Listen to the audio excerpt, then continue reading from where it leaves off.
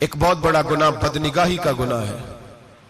आपको पता है हमारे मुल्क के अंदर बदकारी, जिना और बेहयाई की शरह कितनी बढ़ती जा रही है, किस कदर बढ़ती जा रही है।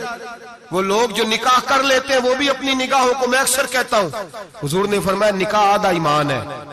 जिसने निकाह कर लिया उसका ईमान मुकम्मल हो गया। तो जो निकाह के बाद भी बाज ना आया, मैं उसको बेईमान नहीं कहता, लेकिन नबी पाक ने फरमाया जो निकाह कर ले उसका ईमान, बोलिए ईमान महफूज हो गया, उसका ईमान, सारे बोलिए ईमान। और जो फिर भी बाज ना आए, हुजूर कह रहे ईमान मुकम्मल हो गया। और जो ना बाज आया, क्या फतवा दिया जाए हदीस की रोशनी में। मेरे नबी पाक की बारगाह में औरतें आई तौबा करने, बैत करने, मुसलमान होने। तो हुजूर बैत लेते वक्त फरमाने लगे मेरे साथ वादा करो, झूठ नहीं बोलोगी, गीबत नहीं करोगी, जिना नहीं करो। एक औरत बोल पड़ी, कहने लगी या रसूल अल्लाह सल्लल्लाहु अलैहि वसल्लम, मैं मुसलमान तो नहीं पर खानदानी हूं, मेरे घर वालों के जहन में भी कभी जिना का ख्याल नहीं आया। हम तो इसे खानदानों के वकार के खिलाफ समझते हैं। रोज बुरी नजर से किसी को देखना और किसी के बारे में गलत बातें, नाराज ना होना। बहुत सारे बूढ़े भी लज्जत ले लेके जुर्म बयान करते हैं, गुनाह बयान करते हैं, गलत बातें करते हैं, किसी औरत के बारे में तबसरा करते हैं। क्या समझते हैं मर्द और औरत माज़ अल्लाह ताला एक कमरे में जाके बदकारी करे तो वही जिना है? मेरी तरफ देखिए और झांक करके सुनिए क्या अर्ज कर रहा हूं, इधर देखिए मेरी तरफ। नबी पाक सल्लल्लाहु अलैहि वसल्लम ने फरमाया जिना जुबान का भी होता है, जिना कान का भी होता है, जिना आंख का भी होता है। हुजूर किस तरह? फरमाया जिसने गंद देखा उसने आंख का जिना किया, जिसने लज्जत लेके सुना, चुप नहीं कराया, पूरी बात सुनी, वो भी जानी है। और जिसने गंदी बात बोली वो मुंह का जानी है, जिसने गंद सोचा वो दिमाग का जानी है। और जानी को सबसे पहली सजा अल्लाह ये देता है कि सजदे की लज्जत छीन लेता है, इबादत का सुरूर छीन लेता है, उसका नमाज में दिल नहीं लगता। कुरान में सबसे पहली सजा उसे अल्लाह अपने दरवाजे से दूर कर देता है। भाइयों आज हमारे सजदे बेकैफ हैं, आज लोग गलत जगह पे घंटों बैठे रहते हैं। मस्जिदों में लोगों के दिलों को घबराहट होती है, लोग भागते हैं। मेरे नबी पाक ने फरमाया तू नजर को पाक कर ले, अल्लाह तेरी इबादत में लज्जत पैदा फरमा देगा। मेरे भाई याद रख ले और सुन ले, सबसे कमजोर आदमी वो है जिसका जहन पाक नहीं। सबसे कमजोर आदमी वो है जो किरदार का गलत है। एक बात मैंने पढ़ी, आप यकीन करें मेरा दिल करे कि मैं आग लगा दूं इस उन्वान को जिस पे गंदगी लिखी जाती है, उन अखबारों को, उन चीजों को जिस पे गंद लोगों के दिलों में। वो इंडिया की एक वजीर आजम औरत गुजरी तो किसी ने उससे कहा कि पाकिस्तान ने तो तुम्हें शिकस्त दी है, तुम जीत नहीं सके बड़ा मुल्क होके। कहने लगी कोई बात नहीं, थोड़ा वक्त ठहर जाओ, हम इन पर तहजीबी जलगार करेंगे, इनके घरों में नंगा नाच करेंगे, ये गंदी तस्वीरें देखेंगे, ये गंद में उलझ जाएंगे। और जो कौम गंद में उलझ जाया करती है वो फिर किसी से लड़ने की ताकत नहीं रखती, उसके अंदर डट जाने की हिम्मत नहीं होती, उसकी गैरत के जनाजे निकल जाते। दिल करता है जल जाए वो जल जाए जहां से बुराई फैलती, तबाह हो जाए वो इलाके जहां से गंद होता है।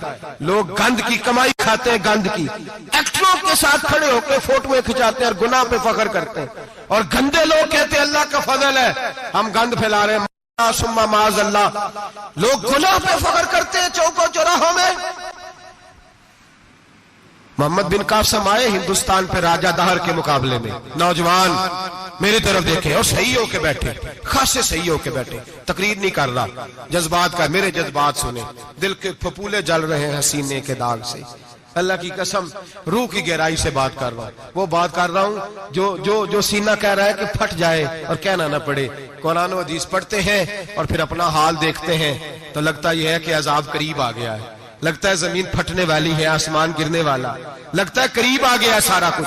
समझे क्या अर्ज कर, ये बात अगर आप समझ गए तो कीमत वसूल हो गई। इसको समझ गए तो समझ ले आपके मिजाज के अंदर अल्लाह ने तब्दीली पैदा कर दी। मोहम्मद बिन कासिम 18 साल का जवान, एक औरत की इज्जत पर राजा दहर हिंदू ने हमला किया, मोहम्मद बिन कासिम बचाने आए।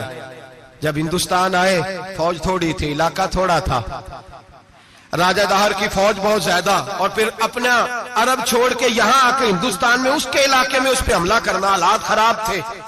मोहम्मद बिन कासिम परेशान है। एक बुजुर्ग ने देखा, कहने लगे परेशान क्यों हो? कहने लगा सोचता हूं इलाका भी उसका, फौज भी उसकी, मेरे फौजियों को तो रस्तों का भी नहीं पता, कैसे जंग करेंगे, किधर से आएंगे, और फिर हमें जुबान भी नहीं आती, कैसे काम होगा, डर रहा हूं।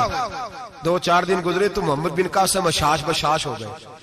वो बुजुर्ग कहने लगे खैर है, बड़े मुतमईन हो गए हो? कहने लगे बस राजा दाहर हमसे मुकाबला नहीं कर सकता, राजा दाहर हमारे मुकाबले में खड़ा नहीं हो सकता, वो गिरा के गिरा, वो लड़खड़ाया के लड़खड़ाया, रेजा रेजा हो जाएगा। आपको कैसे खुशखबरी मिल गई? कहने लगे मुझे पता चला है कि राजा दाहर जहन का गंदा है, वो तो चचा की बेटी को नहीं छोड़ता, मामू की बेटी को नहीं छोड़ता, खाला की बेटी को गंदी नजर से देखता है। जिसका जहन गंदा होता है वो किसी का मुकाबला नहीं कर सकता, हमें फतह होगी, फतह, वो गिरेगा। वो बुजुर्ग कहते हैं मैं समझ गया कि वाकई इसे फतह होगी। आज कश्मीर क्यों आजाद नहीं हो रहा, फलस्तीन में आग क्यों लगी हुई है? मुसलमान जब तक जहन का गंदा है, कमजोर है, जब तक जहन का नापाक है, कमजोर है। हजरत साद बिन अबी वकास रदी अल्लाह ताला अन्हु फरमाया करते थे, अल्लाह मुसलमान की मदद उतनी देर तक करता रहता है जितनी देर तक मुसलमान का जहन साफ रहता है, किरदार पाक रहता है। आग इसलिए मुआशरे में लगी है। नौजवानों तुम कहते हो कामयाबियां नहीं मिलती, उसे कैसे कामयाबी मिल सकती है जिसका जहन ही साफ नहीं? वो कैसे दुनिया की बाजी जीत सकता है जिसकी निगाह ही पाक नहीं? वो कैसे आगे बढ़ सकता है जिसके किरदार में पाकीज़गी नहीं? अपने आप को पाक कर लो, अल्लाह हर मुश्किल में तुम्हारी मदद फरमाएगा, हर रास्ते में तुम्हारी मदद फरमाएगा। और मैंने कहा जब आदमी नापाक होता है तो रब करीम उससे इबादत की लज्जत छीन लेता है, और अल्लाह की सबसे बड़ी सजा ये है कि किसी को सजदा न लंबा करना दे। रब करीम सबसे ज्यादा उससे नाराज है जिसको कुरान पाक के खोलने की तौफीक ना हो। सबसे ज्यादा रब करीम उस शख्स से नाराज है जो अल्लाह की बारगाह में झुकने की लज्जत छोड़ जाए। मेरे नबी पाक सैयद आलम अलैहिस्सलाम के सहाबा लंबी इबादतें करते थे, लंबी। किसी ने कहा था रूम के बादशाह थे कि ये मुसलमान फाते क्यों हो जाते हैं? तो उसने कहा मैंने मौला अली के जमाने में जासूसी कराई थी, पता किया था कि हर मैदान में कामयाब क्यों होते हैं। तो कहते मैंने देखा ये दिन के मुजाहिद होते हैं पर रात के आबिद होते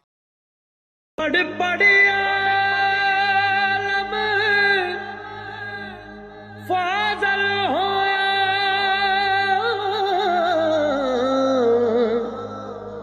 कदे अपने आप नू पढ़िया ही नहीं। जा जा वड़दा मंदिर मसीती हो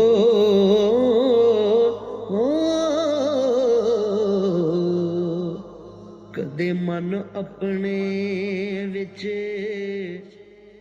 वड़े आई नहीं।